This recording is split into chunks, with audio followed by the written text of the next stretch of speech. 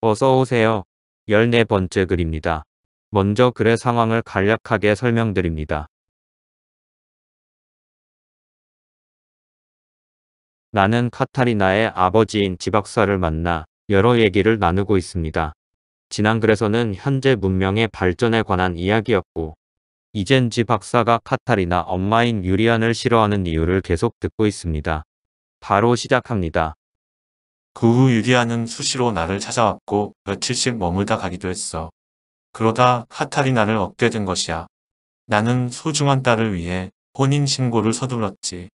신혼여행으로 그녀의 고향인 하와이의 카우아이 섬에 다녀오기도 했어. 카우아이는 참으로 아름다운 곳이었지.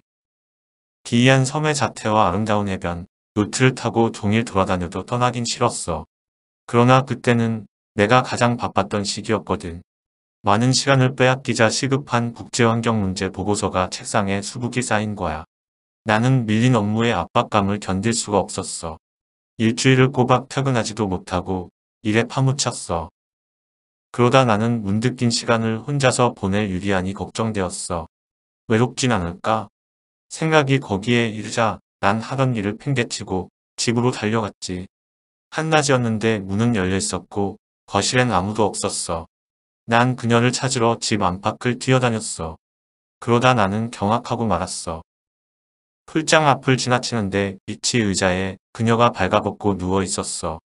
해를 향해 두 다리를 팔걸이에 걸친 채 잠이 든 그녀의 모습이란. 그녀의 소중한 아랫부분이 눈앞에 아찔하게 다가왔어. 입을 벌리고 침을 흘리며 꿈틀거리는 전복의 형상. 그녀의 겉옷은 금빛 머리와 달리 검붉게 타오르고 있었어. 그녀의 감춰진 치부를 몰래 훔쳐봐 버린 느낌이란. 나는 지금도 그 장면을 지우지 못해. 생각만 해도 오소소 소름이 돋아. 그때부터 나는 나도 모르게 그녀를 피하게 되었지. 그러나 그녀는 눈치도 없이 그 후로도 햇빛이 좋은 날엔 발가벗고 일광욕을 즐겼어. 나는 그러는 그녀에게 불평을 하기도 했지만 그녀는 그 습관을 포기하지 않았어. 그뿐만 아니야. 하루는 카타리나가 너무 보고 싶었어. 카타리나는 아이야 마을에서 보육하고 있었는데 나는 그녀와 함께 그곳에 가려고 전화를 여러 번 했지만 그녀는 받질 않았어. 그녀의 위치를 추적해보니 그녀의 모임인 오르비움 회관에 가 있더군. 그곳은 아이야 마을 쪽으로 지나는 길이니 가다가 들려 같이 가려고 했지. 그러나 오르비움에서 나는 경악하고 말았어. 그곳 강당은 어두컴컴했고 요란한 음악 소리가 밖에까지 새어나왔어. 문을 열고 들어가자 흑인들 사이에서 요란하게 춤을 추는 그녀의 모습이 보였어. 그녀는 아주 유혹적인 춤을 추고 있었는데 옷은 거의 발라의 모습인 거야. 게다가 그녀는 한 손에 붉은 잔을 들고 있었는데 입가에는 붉은 피가 줄줄 흘러내리는 것 같았지. 아니야, 그건 진짜 피였어. 식탁 위에 목이 잘린 사슴이 있었고 사람들은 줄지어 그 피를 받아내고 있었어.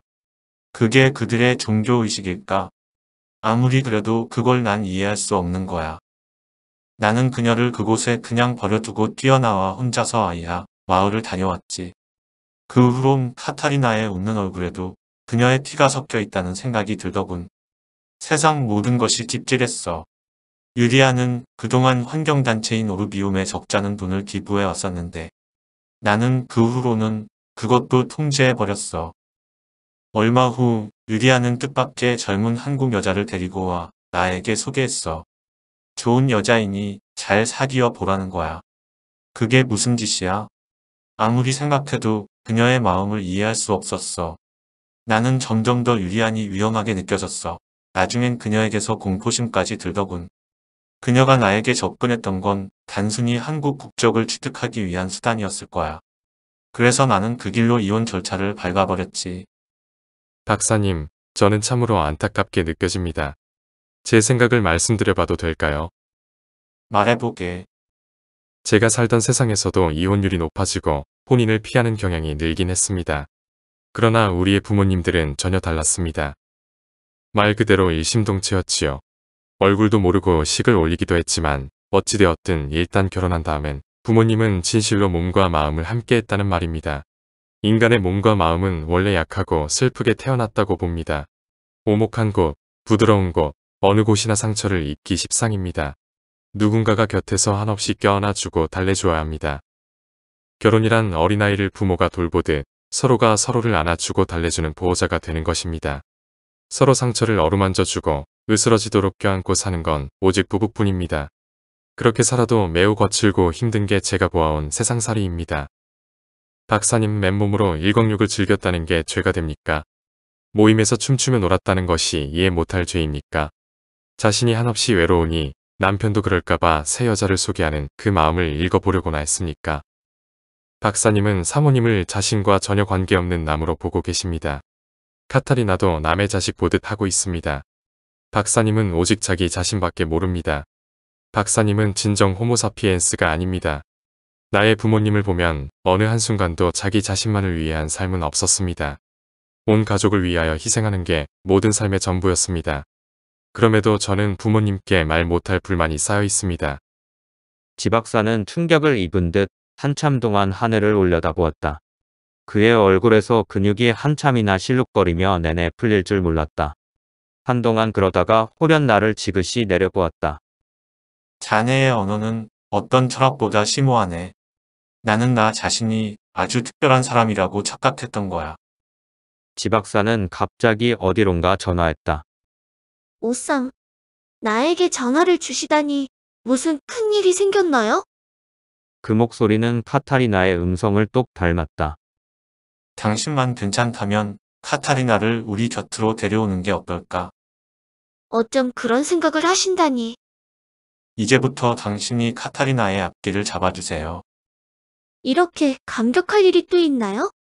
여보, 정말 고마워요. 카타리나는 수영을 잘하니 수중벌레 산소로 키우고 싶어요.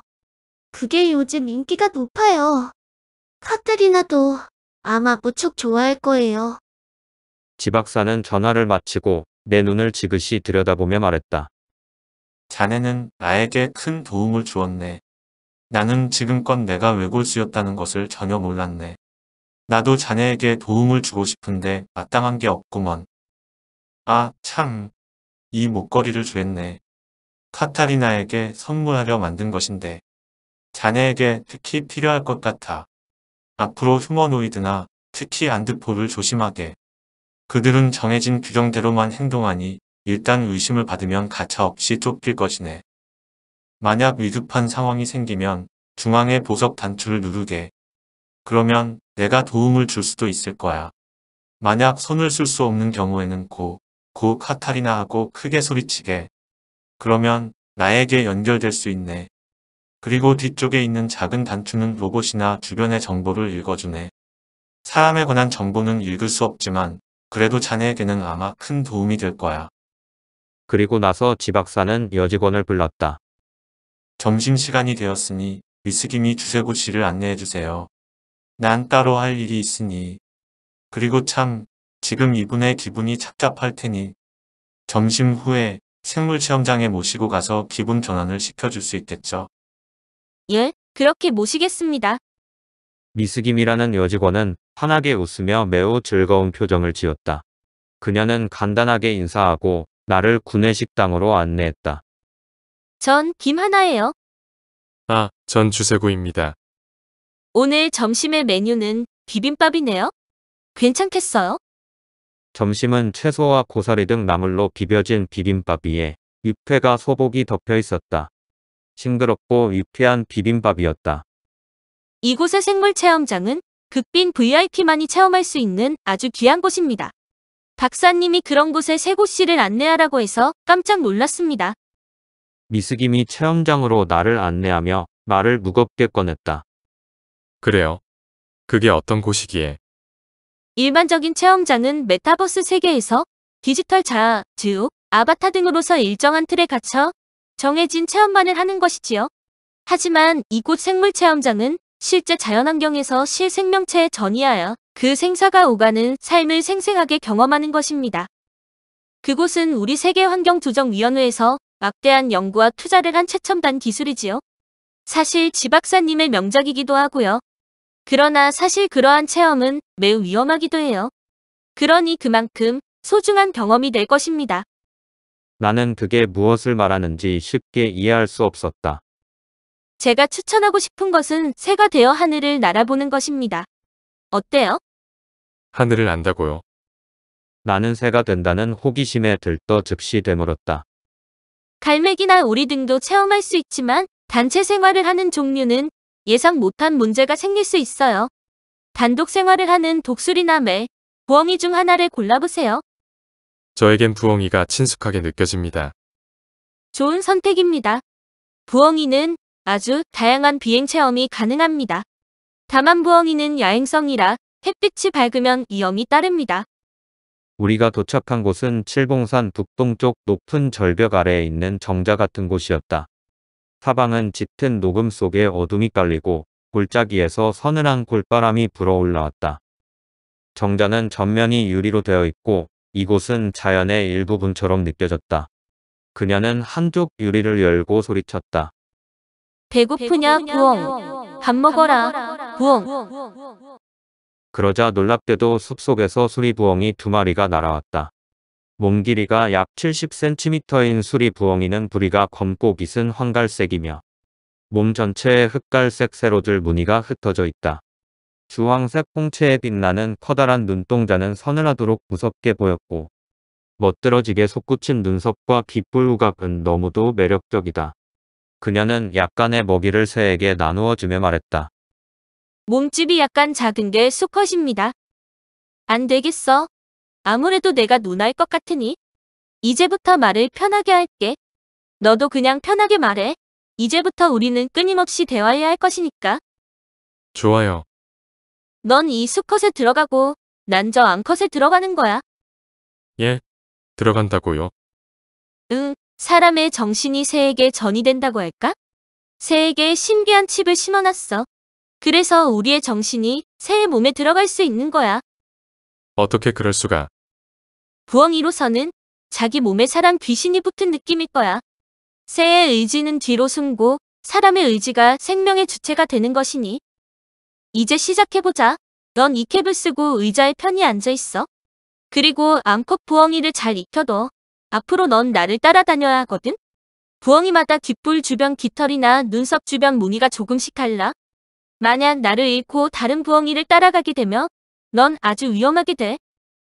나는 스르르 잠이 들었다. 잠시 후 창밖에서 나를 부르는 소리가 들려왔다. 새구야? 부엉, 새구야? 부엉, 부엉.